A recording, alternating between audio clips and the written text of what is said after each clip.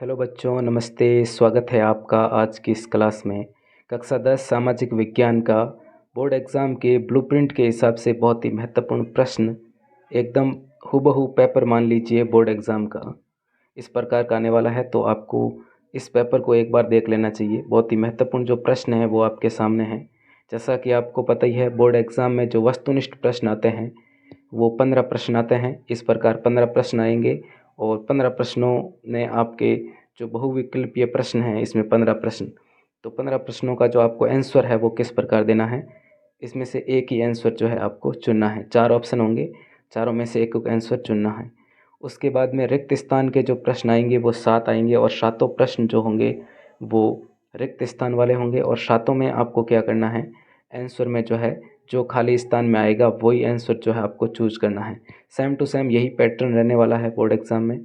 और अति लघुतरात्मक प्रश्न जो है आपके 10 आने वाले हैं और इन 10 प्रश्नों के जो आंसर हैं वो आपको या तो एक शब्द में देना है या फिर एक लाइन में देना है, जो कि एक एक नंबर का प्रश्न होने वाला है। इसके बाद में आपके लघुतरात्मक प्रश्न की बात करें तो इसमें आपके प्रश्न आएंगे 4 से लेकर 15 तक। और इसका जो आंसर है इसका आंसर आपको किस तरह देना है, प्रत्येक प्रश्न का आंसर जो है आपको 50 शब्द में देना है। और लघुतरात्मक जो प्रश्न है 4 से 15 तक, इसका आंसर आपको 50 शब्द में देना है, विशेष रूप से ध्यान रखिएगा। और इसके बाद में जो खंड 6 है इसमें आपके दीर्घ उत्तरीय प्रश्न आने वाले हैं 3। और यहाँ से आपके जो है ये जो 4 प्रश्न आने वाले हैं दीर्घ उत्तरीय प्रश्न 16, 17, 18, 19, ये प्रश्न अथवा में भी आने वाला है। तो ये जो हैं आपके इसमें 100 शब्द आपको लिखने होंगे। 100 शब्दों में इसका आंसर जो है आपको देना है। बहुत ही महत्वपूर्ण है ये दीर्घ उत्तरीय प्रश्न। कौन कौन से चैप्टर से आ रहे हैं तो ये भी आपको ध्यान रखना चाहिए। ये आप देख सकते हैं कौन कौन से चैप्टर से आए हुए हैं। तो इसमें आपको दीर्घ उत्तरीय प्रश्नों में जो है 100 शब्द लिखने हैं प्रत्येक प्रश्न का आंसर देने के लिए। यानी कि इसमें से आपको 4 प्रश्नों के आंसर ही देने हैं। 16 में 2 दे रखे हैं। 16 का रबी और खरीफ फसलों में प्रमुख अंतर कीजिए। और अथवा में दे रखा है रोपण कृषि भी एक प्रकार की वाणिज्यिक खेती है, इस कथन को स्पष्ट करते हुए इसकी विशेषताएं बताइए।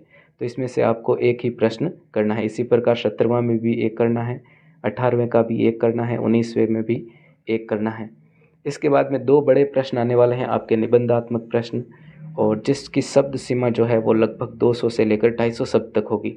आपके बोर्ड एग्ज़ाम की जो कॉपी होगी उसका एक पेज जो है पूरा आपको लिखना है और अगले पेज में जो है आप सवा पेज जो है वो भर सकते हैं।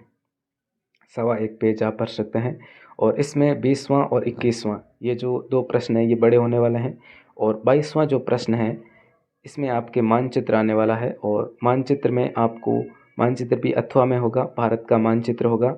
और उसमें जो है आपको कोई भी एक जो है एक मानचित्र का आंसर देना है। या तो आप राउतभाटा, बालाघाट, मयूरभंज या चित्रदुर्ग को कर सकते हैं, या फिर सतपुड़ा, नागपुर, ब्यावर और अमरकंटक को। चलिए आज की इस क्लास को यहीं एंड करते हैं। आशा करता हूँ कि आपको आज का पेपर बहुत ही शानदार लगा होगा। जय हिंद, जय भारत।